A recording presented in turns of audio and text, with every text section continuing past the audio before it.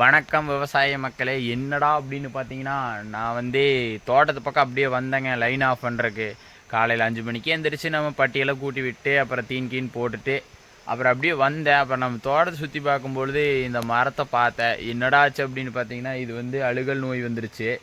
அப்புறம் ஒரு சில தார்கள் பரவாயில்ல. ஏன்னு பார்த்தீங்கன்னா, நம்மளை வாழை வெட்டி இருக்கிறோம். வெட்டி ஒரு 450 தார் என்னமோ வெட்டிக்கிறோம். மிச்சம் இன்னொரு 1500 கொன்னை இருக்குது. தாரே தேங்கியிருக்கா அப்படின்னு பார்க்குற. வெட்டி ஒரு 7 நாள் ஆச்சு. 17 நாளுக்கு ஒருக்கா தான் மினிமம் வெட்டணும். 15 நாளுக்கு ஒருக்காவும் வெட்டுவாங்க. ஆனால் 17 நாளுக்கு ஒருக்கா வெட்டினா மட்டும்தான் அந்த வாழையோட வளர்ச்சி ஜாஸ்தியாக வரும்.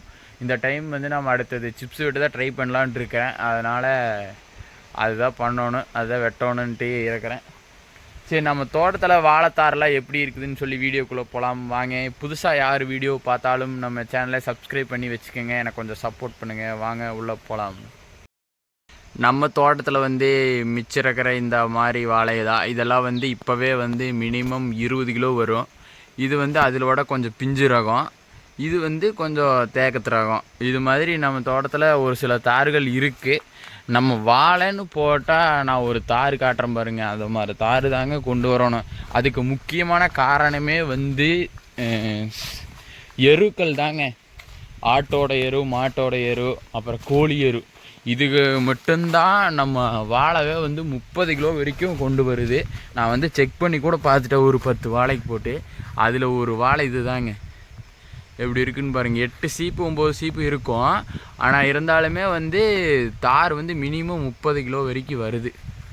கொன்னை கழிச்சே 30 கிலோ வருதுன்னு பாருங்களேன். அது மாதிரி இருந்தால் நம்மளுக்கு கொஞ்சம் லாபம் அதிகமாக கிடைக்கும்.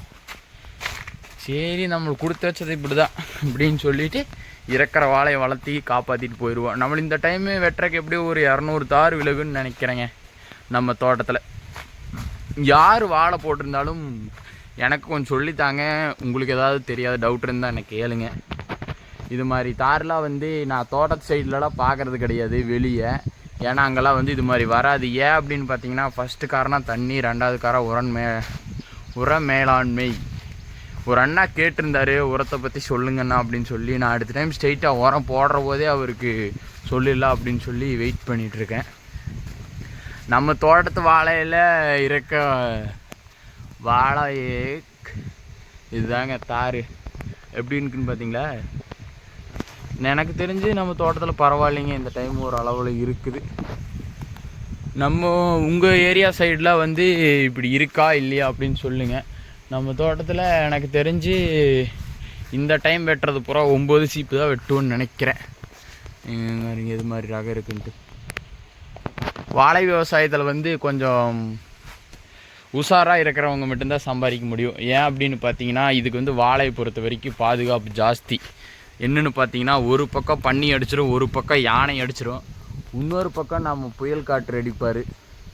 அப்புறம் வெயில் தாக்கத்தினால மழை வரலன்னா ஏகப்பட்ட பிரச்சனை இருக்குதுங்க. ஒரு வாழைக்காய் உங்கள் கிட்ட வர்றதுக்குள்ளே ஏகப்பட்ட பிரச்சனை இருக்குது.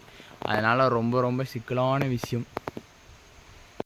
வாழைத்தாரெலாம் பார்ப்பீங்கன்னு நினைக்கிறேன். எப்படி இருக்குன்னு பார்த்தீங்களா? மினிமம் நம்ம வாழைத்தார் பொறுத்த வரைக்கும் 30 கிலோ வரைக்கும் வரும். என்னடா 30 கிலோ வரைக்கும் வருது அப்படின்னு சொல்கிறேன்னு பார்த்தீங்கன்னா, எனக்கு தெரிஞ்சு இந்த டைம் பூரா 9 சீப்பு தான். ஒரு சீப்புக்கு 18-19 காய் இருக்குது. ஒரு நேற்று 3 வாழைத்தார் எண்ணி பார்த்தேங்க, 22 காய் இருக்குது. அது மாதிரியெல்லாம் விளைச்சல் வந்துச்சுன்னா ரொம்ப நல்லாயிருக்கும்.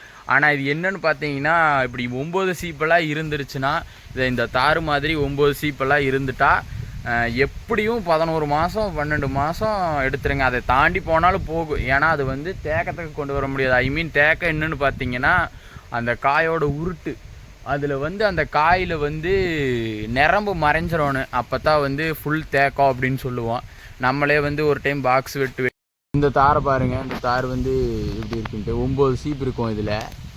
ஆனால் பிஞ்சு ரகமாக இருந்தாலும் நல்லா நீளமாக இருக்குது. இது மாதிரியெல்லாம் வெளி சைடில் வரதில்லை. ஏன்னு பார்த்தீங்கன்னா, காரணம் வெயில் தாக்கத்தினால தான். இது மாதிரி தாரெலாம் நானும் நிறையா பக்கம் தேடி போய் எல்லா தோட்டத்தையும் செக் பண்ணி பார்க்குறேன். ஆனால் ஒரு சில இடங்களில் தான் இருக்குது, ஒரு சில இடங்கள் இல்லை. ஏன் அப்படின்னு பார்த்தீங்கன்னா, இது மாதிரி இருக்கிற வாழைகள்லாம் இது மாதிரி தார் போடும். இந்த தாரெலாம் போட்டுச்சுன்னா நம்மளுக்கு டீசல் வச்சு இப்போ தண்ணி கட்டுறவங்களுக்கெல்லாம் அது வேஸ்ட்டுங்க. ஏன்னா அது யூஸ் ஆகாமல் போயிடும்.